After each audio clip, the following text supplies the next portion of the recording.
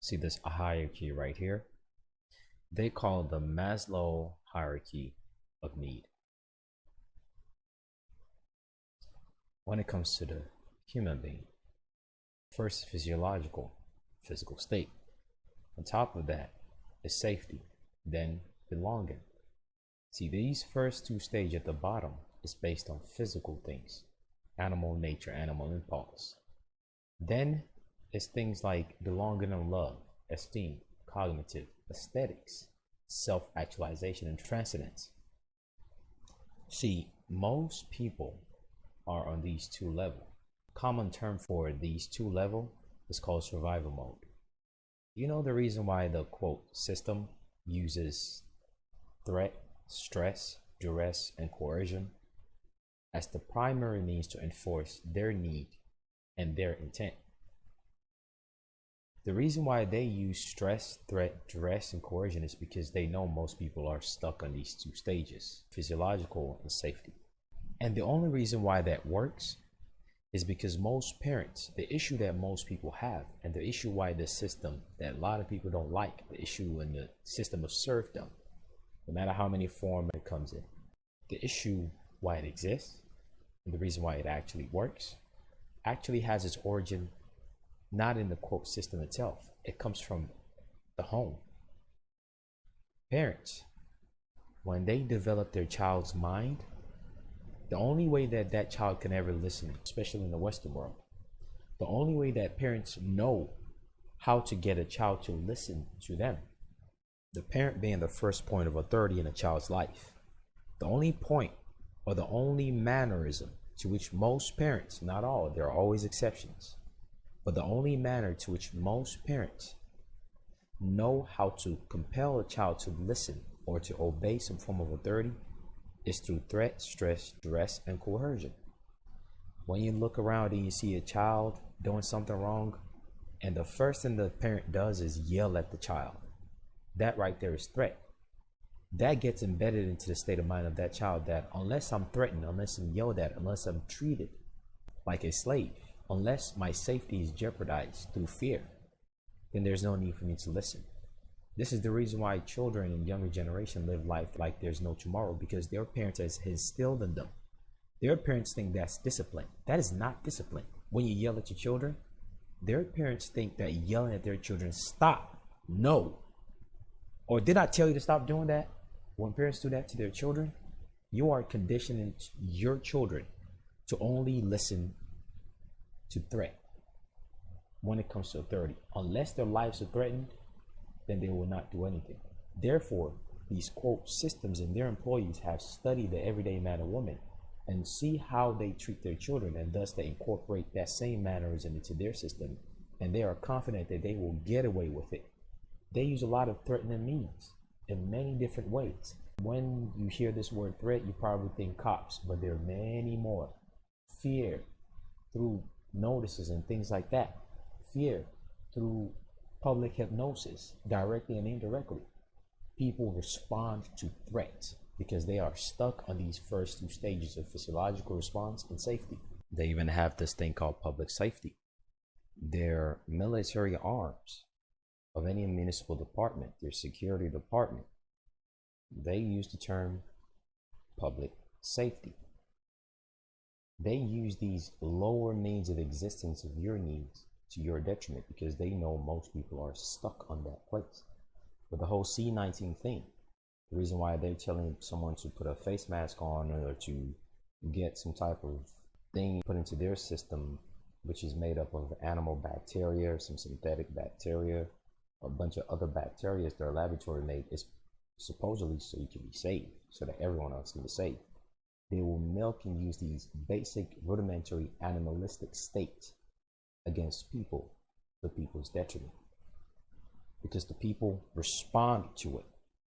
People are stimulated by it because they've only learned to respond to be stimulated by these lower nature of things beyond deductive reasoning, beyond any type of creative imagination that goes far past what is placed in front of them. Very much like an animal will respond, and it works. Duress and coercion is when the parents take things away from the children as a form of punishment. The punishment reward system, where the parents say, I'm going to ground you. That child now is constantly put under a state of duress and coercion to not do something, or else something will be stripped away from them. The synonymous aspect of that in the quote system people hate is the prison system. It's the jail system. People going to jail for months just for traffic situation. People being handcuffed for hours just for unrelated circumstances that are not even criminal in nature. Because those people on the other end in the quote system that everyone does not like know that the mind of most people out here have been conditioned through the way that they've been brought up at home to respond to authority. Because that child who now has a big body, but in truth, their mind is still a child, that child's first point of authority as a parent, the only thing that he or she, their neural pathway, has learned to function through is threat, stress, duress, and coercion. When you fail to develop your child with love, with education, with constant conversation and repetition, the synapses that act as the wire, like the wiring system for electricity, well, the brain has the same thing, literally, physically. The synapses in the brain where electricity passes through and neurons and things like that, information that's embedded like a tattoo into the brain, it can only transfer information on a level of threat, stress, duress, and coercion. If the child's constant first point of authority uses that same means, which most parents do with their children.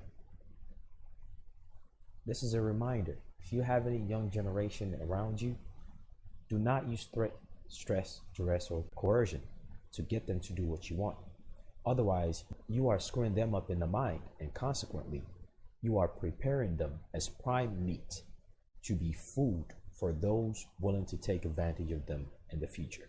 And when children are stuck on the level of only responding to threat, stress, duress, and coercion, they don't feel like they belong. They don't feel like they're loved. So they act up in society. Their self-esteem is low. Yeah, sure, they wear the newest brand of Jordan and shoes. They do their best to get material things like cute looking vehicles. Why? Because they're constantly attempting to substitute their low self-esteem with something else in the outside. Their cognitive functioning is obviously low because they don't even know about how their system works. And their appreciation for aesthetics is definitely gone. When you look at the living environment of certain people, you clearly see a reflection that their living environment is the trash. They don't care for garbage. You wouldn't even see some of them just throw out trash out of their vehicle like it's nothing. And aesthetics is very important when it comes to organization of the mind. Law and order really does exist.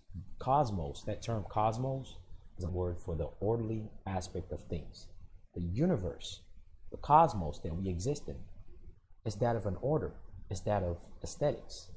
It's not just cute looking colors and assemblage of certain colors and certain frequency. The whole concept of feng shui and how it affects the mind and health, and how shapes affects the mind and health, that has a lot to do with aesthetics and cosmos, order. The discovery of new invention, the discovery of new things to move society at large forward, to move a group of people forward, is part of aesthetics. And you will never get there unless cognitive aspect of it is fixed. And the cognitive aspect will never be reached until someone has a good self-esteem. Someone will not have a good self-esteem if they don't feel like they're loved. Why? Because they feel like their safety and physiological aspect is threatened, because all they know from their first point of contact from their parent is threat, stress, duress, and coercion. And thus, without all these basic things, they can never go through self-actualization. You can say you are one status or the other. What you're seeking when you say you are of a certain status, because of you saying just sanguine, just soli, or because you filed some paper to say you are some buzzword from the UCC that even most people who use those buzzwords don't know the significance of it or its applicability. What you are seeking after is self-actualization. This is just some truth someone is telling you. These are the basic interpersonal human things on a human level that most people don't even examine before they want to talk about law or legal or rights. If you don't have these basics figured out, you don't have any rights. Let's just be honest. You have to figure yourself out on a deep emotional level first before you can even begin to do anything. When you say you're of this status or that status, and because of that status, someone can't do anything to you, what you're looking at is self-actualization. Be truthful and honest with yourself and ask you, do you have these basics figured out yet? If not, transcendence. You're not going anywhere. This transcendence is what takes you back to the bottom, where now there's a varying degree of knowledge. Where once one degree has been exhausted, the next level comes, and that next level has its own beginning. And then you keep going and going and going. The transcendence stage is not the final stage. It's the beginning of the end. The transcendence is not the end point. It's actually the beginning of another varying degree of awareness. These are the basics people need to know about. Once again, to parents with children, or to people who have children around them, if you constantly use threat, stress, duress, and coercion to get your child or any younger generation, or even some adult around you, your fellow everyday man, your friend, your husband, your wife, if you use threat, stress, duress, and coercion to interface with them, the only thing they will know ever to respond to is the exact same thing. They'll be under some type of indirected hypnosis that they are not even aware of. They will seek and seek and seek. And even if they find the information right in front of them, because they don't have the basics, they will constantly view it from a skewed point of view because their foundation in the mind is messed up. The reason why threat, stress, duress, and coercion works in the quote system of serfdom that's taking advantage of everyone through different means, through taxation, one way or the other, through physical confinement, one way or the other, is because they do utilize threat, stress, duress, and coercion. These people on the other end are not stupid. The reason why they use threat, stress, duress, and coercion is because they know people listen to that. They know people react to threat, stress, duress, and coercion. They know that people respond to it. And the only reason why that is so is because that is how the brain and the mind, the nervous system throughout the entire body has been conditioned to respond. But you're thinking, oh, well, yeah, I can raise an affirmative defense of threat, stress, duress, and coercion. But they know that your mind is not past safety and physiology. Your cognitive aspect of your existence, let alone self-actualization, to be able to enforce that which you say your right is not there. Therefore, you can say that you're going to enforce some rights by bringing up affirmative defense or some claim of threat, stress, duress, and coercion in order to nullify their act. But most don't have the cognitive ability to know the intricacies of how to do that. So they just throw around buzzwords, threat, stress, duress, and coercion. And those same buzzwords work against them to their detriment. Which then goes back a full circle that you need to figure out the most basic aspect of yourself first. Most people have yet to. And it begins at home. It begins at a very young age. If nothing that's mentioned in this page and the other platforms regarding subtle substance is not clear, if all the other stuff is still complex, know those basics first and take it from there, and you begin to really figure it out. Until next time, take care. Best of luck. Beautiful people, I'm inviting you to join my Patreon page. The things we speak of over there are basically synonymous with webinars, each videos, when it comes to the quality of information and the actual aspect of it compared to the one here on YouTube.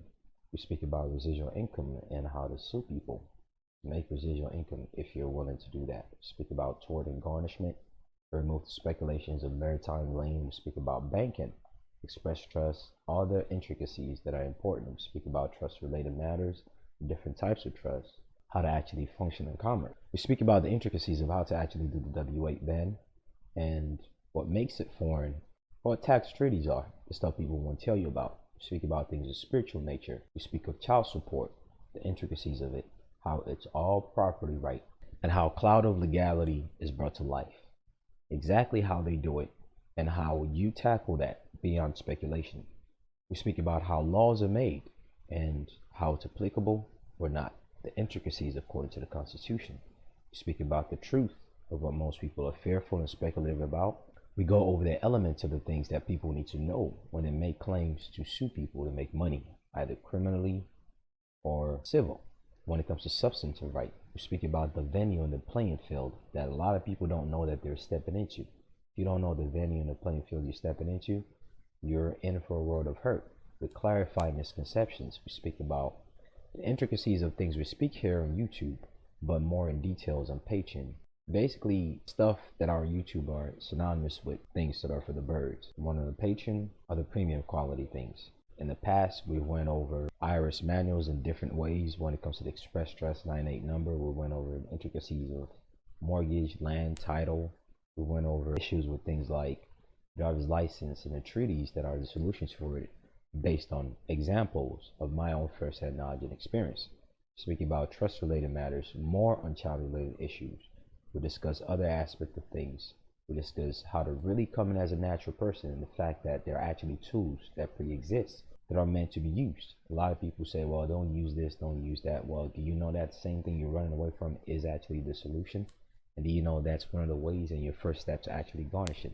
We speak about the intricate details of discharge. We speak about things of reality that goes over people's heads. More in discharge, we speak about the functionality of spirituality and cosmology and astrology and how you can actually put it to use. We speak of the what, why, and how, and the importance of a foreign trustee and the resident status. We speak about spiritual things when it comes to plant, the functional aspect of it. We speak of the language of the difference and the truth of legislative fact compared to adjudicated fact and what it really means when it comes to judicial notice. We speak about the lunar mansions, how to put them to use. We speak about tort, U.S. Marshal Service. We upload documents and treaties, original certified copies. Tax evasion. We show the IRS manual that shows the difference between tax evasion and tax avoidance. We go more in about how to actually make your own pocket bigger in commerce. We show the videos and experience that I have when it comes to discharge and the explanation of it. We show elements and details. We speak of the things relating to holding people liable. Speak about the different intricacies of how these entities are used against you and how you ought to use it and to know the playing field. A lot more that a lot of people are seeking but will not find. Again, each of these videos are synonymous to webinars of their own. We speak about how to get rid of statute of limitation. Most people's remedies, they say, are barred by statute of limitation, but there's a way out to that. We speak about how child supports are private and how and why they want to charge you thousands of dollars for some transcript, how to nip that in the butt, and a different aspect of it in great details and in great increments. Speak about the intricacies of fraud, how to prove it, the different types and the elements to it. Speak about tort. Speak about speak about trust. Speak about the subtleties of invoking equity and how to structure your document, and so on and so forth. Speak about private right, the incorporation doctrine, how people use UCC 1-103207-308, how that really doesn't actually preserve your right, contrary to the speculation that a lot of people throw around, and that your solution is actually in plain sight beyond the volatile and immutable UCC, which, by the way, the UCCs are also copyrighted. We speak about spiritual things in nature, how to use flame, and the functional aspect of beyond make-believe. I show my own first-hand experience in Chancery Court, and so on and so forth, and a lot more to come. Till next time, take care. Best of luck.